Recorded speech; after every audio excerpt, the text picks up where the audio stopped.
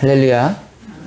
오늘도 우리와 함께 하시고 우리를 도우시며 우리를 인도하시어 우리를 예배 가운데로 이끄신 하나님께 감사와 영광을 올려드립니다. 요즘 코로나가 이제 잠잠하는가 했더니 또 요즘 또 400명대를 넘으면서 많이 불안해지고 있습니다. 그런데 더 걱정스럽고 안타까운 것은 그 중심에 자꾸 교회 이야기가 나오기 때문에 우리가 좀 안쓰럽고 또 국민들에게 죄송한 마음이 없지 않아 있습니다. 저희 집은 요즘 코로나로 인해서 밖에를 거의 돌아다니지 않아요. 그리고 이제 밖에를 다닐 일이 있으면은 제가 대표로 나갑니다. 그래서 주로 장을 보러 갈 때도 제가 나가죠. 근데 여러분들 다들 알고 계시지만 장 보러 갈 때 꼭 체크해야 되는 항목이 있죠. 뭡니까? 바로 유통기한이죠. 유통기한. 여러분, 이게 상품을 살 때 꼭 뭘 봐야 돼요? 유통기한을 꼭 봐야죠. 옛날에 이거 안 보고서는 장 봐오면은 뭐를 먹어야 돼요? 욕을 먹어야 돼요. 그래서 꼭 이제는 장 보러 갈 때 유통기한을 꼭 확인을 합니다. 이 유통기한이라는 것은 상품이 시중에서 유통될 수 있는 기간을 말하는 거죠. 그래서 그 상품을 구매하기 전에 꼭 유통기간을 확인해야 되는데 유통기간이 지났다고 해서 변질된 건 아니죠. 하지만 유통기한이 지난 것은 변질되거나 부패되지 않았어도 판매가 될 수 없다는 것, 유통이 될 수 없다는 겁니다. 사실 세상 모든 것에는 유통기한이 있습니다. 다시 말해 세상에 있는 모든 것에는 언젠간 끝이 있다는 말이고, 다시 말해서 이 세상에서는 영원한 것은 없다는 겁니다. 우리가 계속 시편 37편을 함께 나누고 있습니다. 1월 내내 37편에 대해서 보고 있는데, 다윗은 세상 모든 사람들에게 이 세상에 있는 모든 것들은 유통기간이 있다. 그러니 악인들을 두려워하지 말라는 겁니다. 왜 악인들을 두려워할 필요가 없어요? 그들에게도 뭐가 있으니까? 유통기한이 있으니까. 그래서 그 유통기한이 있으니 그들도 언젠가는 사라질 거라는 겁니다. 여러분들은 무엇을 제일 무서워하십니까? 여러분들이 무서워하는 게 뭡니까? 요즘에는 사람들이 좀비 무서워하는 것 같아요. 좀비. 이렇게 TV를 틀다가 갑자기 좀비가 나오면은 어떻습니까? 깜짝 놀라죠. 그 외모가 얼마나 무섭습니까? 저 무서워서 영상은 준비 안 했어요. 사람들 그거 보다가 다 틀까봐. 저희도 TV 보다가 좀비가 나오면 그냥 섬뜩하게 무섭죠. 근데 이제 우리나라도 요즘에 좀비 영화를 잘 만들죠. 세계적인 추세이기는 하지만 우리나라가 만든 좀비 영화가 또 세계에서도 사람들이 인정을 해줍니다. 근데 좀비가 이제 외모는 좀 무섭죠. 외모는 너무 무섭지만은 뭐가 없을까요? 영혼이 없어요. 영혼이. 좀비는 생각이 없습니다. 원래 좀비는요, 무덤에 사는 시체였어요. 그런데 무덤에 살던 시체가 무덤을 뚫고 올라오는 게 좀비인 거예요. 그러니까는 사람의 시신이 다 부패되지 않고 반만 부패된 것도 있고 아니면 부패가 많이 진행된 것도 있고, 그러니 좀비들은 눈도 없어지고 어떤 건 코도 없고 그런데 아직까지 죽지 않은 한 가지 오감이 있죠. 뭐가 있습니까? 좀비는 청각은 잃지 않아서 청각이 굉장히 예민해요. 그래서 좀비 영화를 딱 보면은 좀비가 나타났을 때는 뭘 막아야 돼요? 입을 막고 가만히 있잖아요. 왜? 좀비는 소리 내지 않으면 찾을 수가 없으니까. 그리고 또 뭐가 없다 그랬어요? 생각이 없잖아요.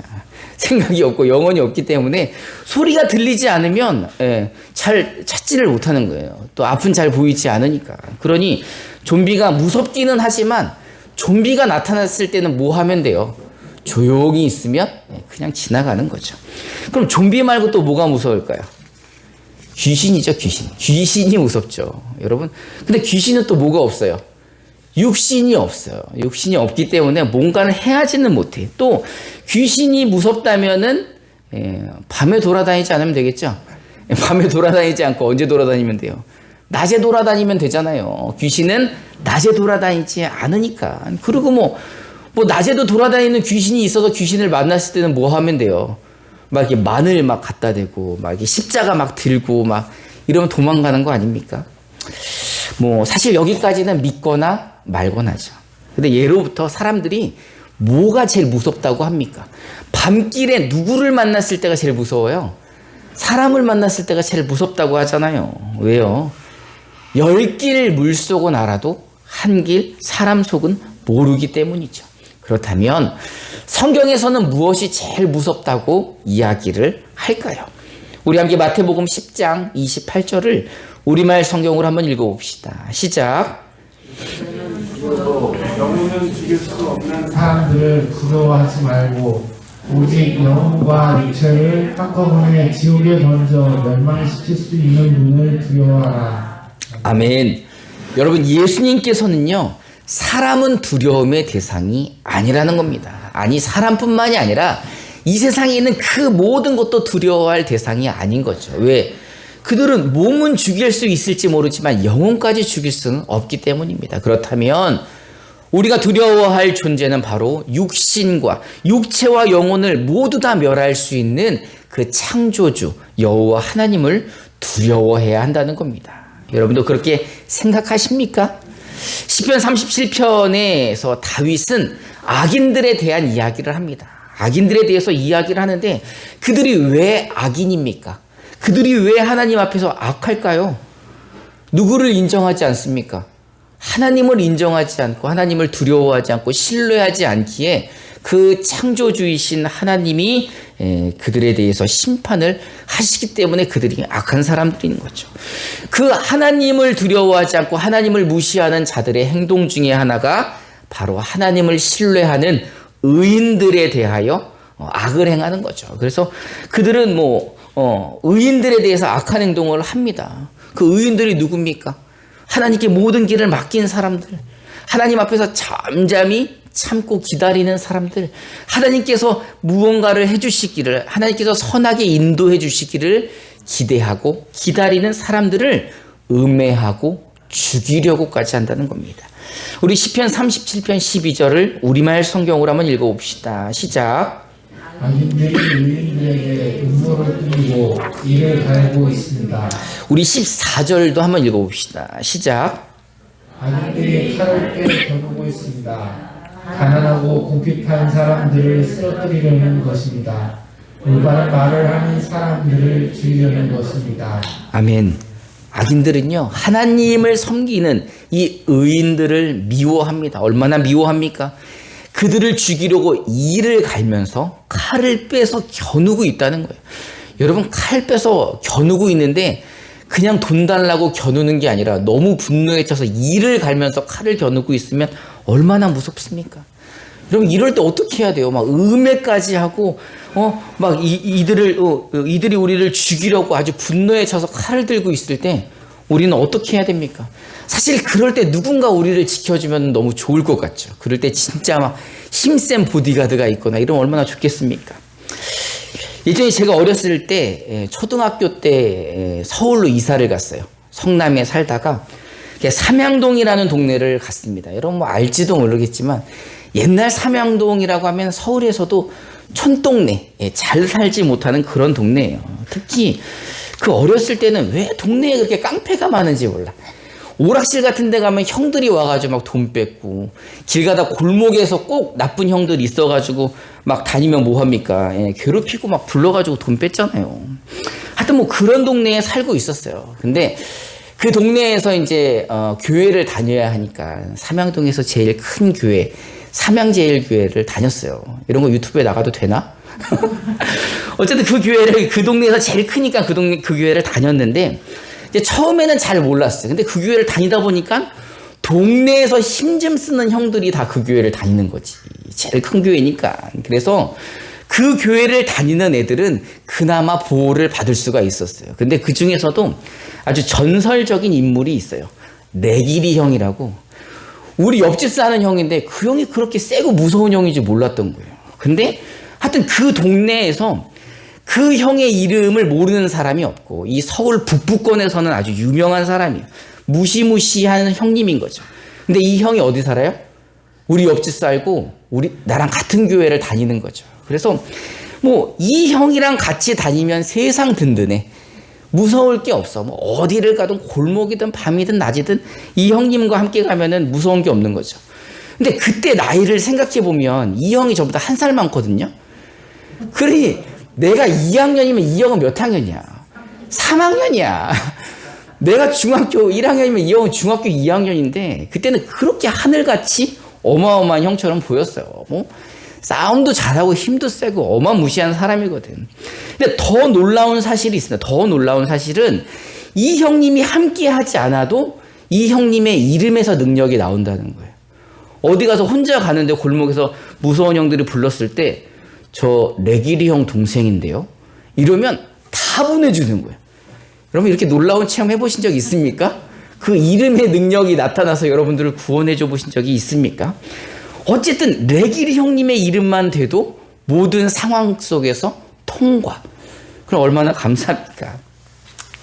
다윗은요, 살해를 당하려는 그 상황, 이를 갈면서 칼을 빼들어서 겨누고 있는 상황에서도 두려워하지 말라고 이야기를 합니다. 왜냐하면 하나님께 모든 길을 맡긴 사람들, 하나님께 그 인생의 길을 맡긴 사람들, 하나님의 선하심을 기대하면서 그 앞에서 잠잠히 참고 기다리는 사람들은 그런 악인들을 두려워하지 않아도 된다는 거죠.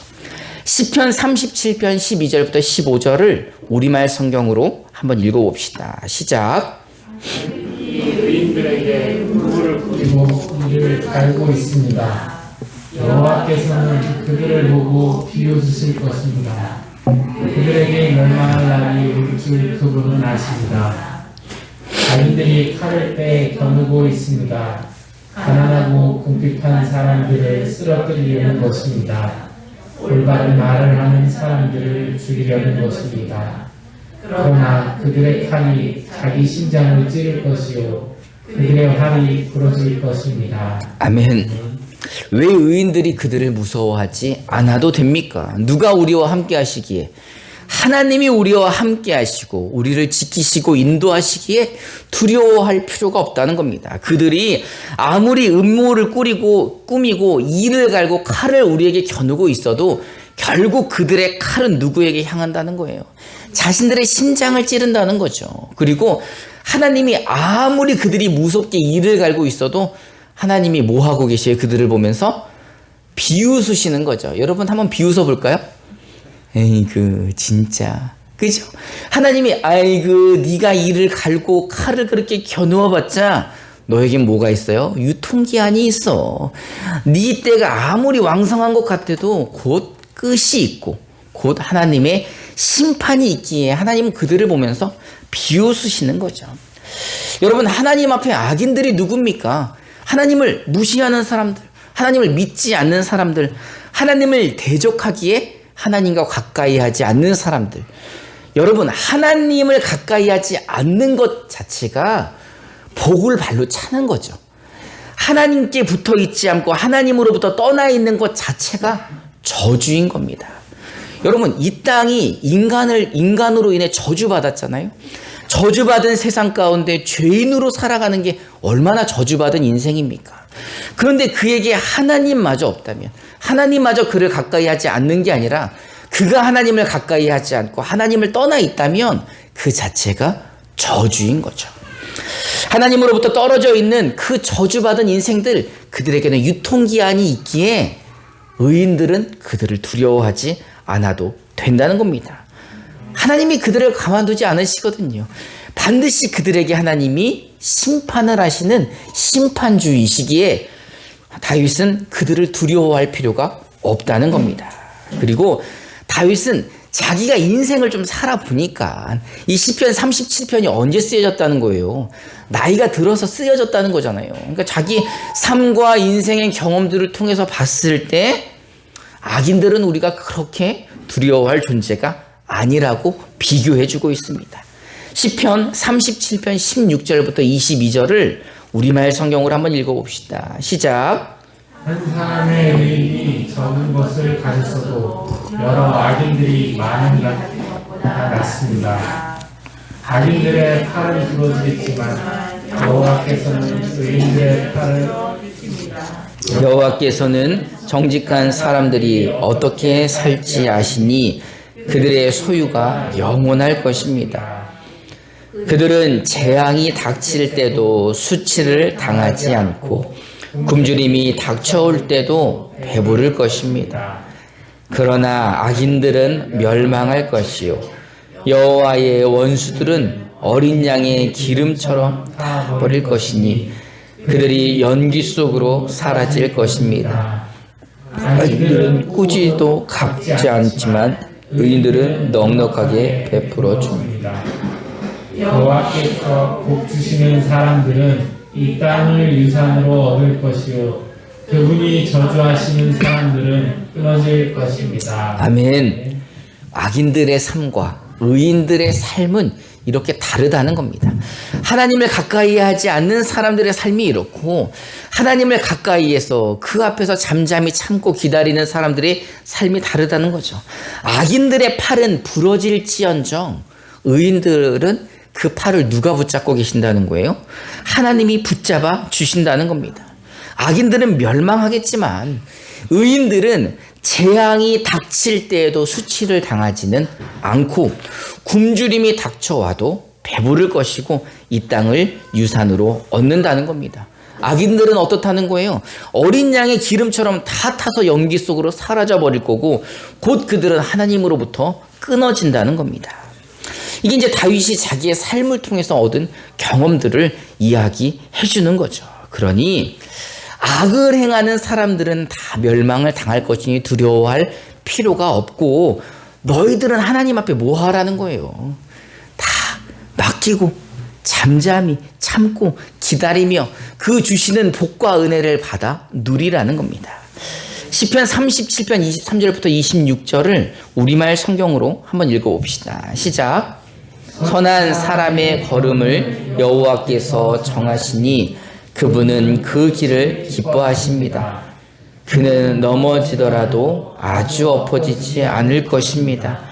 여호와께서 그 손으로 붙잡아 주시기 때문입니다. 내가 젊어서나 이렇게 늙어서나 의인이 버림받거나 그 자녀들이 구걸하는 것을 본 일이 없습니다. 그들이 항상 흔쾌히 베풀어 꾸어주니 그 자손이 복을 받습니다. 아멘. 하나님이 인정하시는 선한 사람들은 그 길을 하나님께서 정하시고 그들이 정하셨다는 것은 하나님께서 그 길로 이끌어 주신다는 것이고 그러한 삶을 하나님은 기뻐하신다는 겁니다. 그러니 하나님이 인정하는 선한 사람은 어떻게 살으라는 겁니까? 초조해하지 말고 분노하지 말고 불평하지 말고 불만하지 말고 하나님께 자신의 길을 맡기고 하나님 앞에 잠잠히 참고 기다리며 기대하라는 겁니다. 다윗은 이런 사람들을 보니까 자기가 젊었을 때도 보았고 이제 나이가 이렇게 들어서도 자신이 한번 보니 엎어져도 아주 엎어지는 사람은 넘어져도 아주 엎어지는 사람을 본 적이 없고 또 그 자손들이 구걸하는 것을 본 적이 없고 그들은 항상 흔쾌히 베풀면서 살아간다는 겁니다. 여러분들은 선하신 분들이십니까? 여러분들은 분노하지 않고 초조해하지 않고 불평하지 않고 여러분들은 자신들의 길을 하나님께 맡기시고 그 하나님을 신뢰함으로 그 앞에 잠잠히 참고 기다리시는 분들이십니까? 여러분 그렇다면은 여러분 두려워하지 마시기 바랍니다. 여러분 악인은 두려워할 존재가 아니고 사실은 누구를 두려워해야 된다는 거예요? 하나님을 두려워해야 되는 거죠. 육체와 영혼을 다 멸하실 수 있는 그분을 두려워해야 된다는 겁니다. 그런데 우리에게 놀라운 반전이 있죠. 그 두려우신 그 하나님, 육체와 영혼을 다 멸하실 수 있는 그 하나님이 여러분에게 누구십니까? 아버지 되시죠. 그분이 우리의 아버지시라는 겁니다. 그러니 우리의 아버지라는 그 말은 뭐예요? 우리를 얼마만큼 사랑하신다는 겁니까? 여러분 하나님이 우리를 자녀 삼으시기 위해서 어떤 값을 치르셨습니까? 그 외아들 예수 그리스도를 십자가에 못 박아 죽게 하셨습니다. 그걸로 인해 우리가 죄사함을 받고 우리가 영생을 얻고 하나님의 자녀가 된 것입니다. 그러므로 우리에게 임마누엘이 임했잖아요. 하나님이 늘 함께 하시고 지키시고 인도해 주시죠. 다윗이 우리를 얼마나 부러워합니까? 다윗은 그 하나님과 함께 사는 게 그 평생의 소원이고 하나님과 동행하는 게 평생의 소원인데 우리는 그 소원을 이루고 사는 사람들. 그러니 우리가 얼마나 큰 복을 받은 사람들입니까? 그러니 다윗이 말하는 것처럼 악인들을 두려워하지 말고 온전히 누구를 기대해야 합니까? 하나님을 기대해야죠. 하나님을 기대할 때 우리의 행동은 뭐예요? 분노하지 말고 초조해하지 말고 불평불만하지 말고 그 하나님을 온전히 신뢰해서 그 하나님 앞에 잠잠히 참고 기다리는 거죠. 로마서 8장 37절부터 39절을 개정으로 한번 읽어봅시다. 시작. 그러나 이 모든 일에 우리를 사랑하시는 이로 말미암아 우리가 넉넉히 이기느니라. 내가 확신하노니 사망이나 생명이나 천사들이나 권세자들이나 현재일이나 장래일이나 능력이나 높음이나 깊음이나 다른 어떤 피조물이라도 우리를 우리 주 그리스도 예수 안에 있는 하나님의 사랑에서 끊을 수 없으리라. 아멘. 여러분, 누가 우리를 사랑하신답니까? 하나님이 우리를 사랑하십니다. 여러분, 하나님이 우리를 사랑하시는데 감히 누가 우리를 위협할 수가 있겠습니까? 천사도 우리를 위협할 수 없고요. 죽음도 우리를 위협할 수 없고 권세자들도 우리를 위협할 수 없습니다. 왜요? 하나님이 우리를 사랑하시고 하나님이 우리를 자녀 삼아 주셨기에 그 누구도 우리의 두려움의 대상이 아니라는 겁니다. 그러니 여러분 아무것도 염려하지 마시기 바랍니다. 지난주에 얘기했잖아요. 염려될 때는 뭐 하라고요? 기도하라고 말씀하시지 않습니까? 아무것도 염려하지 말고 그런데 염려가 된다면 기도하고 모든 것을 감사함으로 아뢰라고 말씀하시지 않으셨습니까? 여러분 이 한 주간도 그 하나님을 신뢰하시기 바랍니다. 그 하나님께 모든 것을 맡기시고 그 하나님 앞에 잠잠히 참고 기다리며 그분의 선하심을 기대하는 저와 여러분들이 되시기를 주님의 이름으로 축원합니다. 이 시간에 우리 함께 찬송하면서 결단하는 시간을 갖도록 하겠습니다.